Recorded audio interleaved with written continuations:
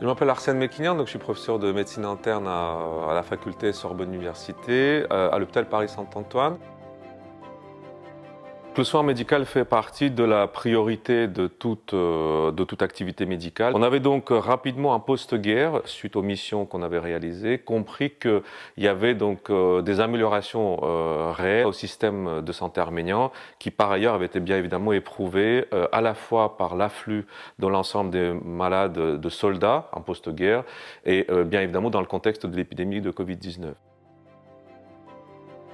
On a donc compris qu'il y avait d'authentiques lacunes dans certaines spécialités, soit en termes donc de quantité de médecins disponibles, soit en termes de l'expertise disponible dans un pays qui fait 3 millions d'habitants comme l'Arménie.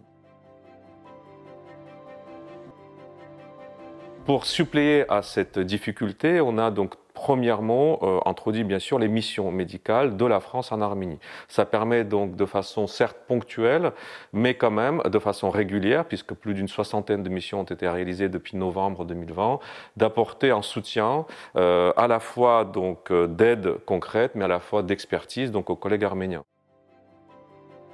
C'est évidemment largement insuffisant pour suppléer authentiquement un système de santé. Nous avons donc tout simplement salarié un certain nombre de médecins dans des spécialités particulièrement pris au dépourvu, telles que par exemple la prise en charge du psychotraumatisme et la prise en charge de la réhabilitation, les deux grands axes qui ont énormément souffert dans les suites de la guerre.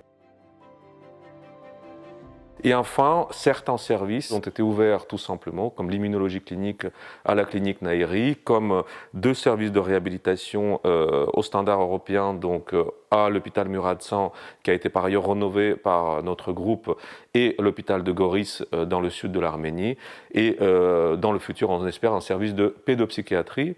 Ces services n'existaient pas en tant que tels et donc apportent une authentique nouveauté et expertise et donc ils sont directement co-gérés par les médecins français de la France. Nous avons bien sûr besoin pour continuer l'ensemble de ces actions de vos dons. Soyez nombreux.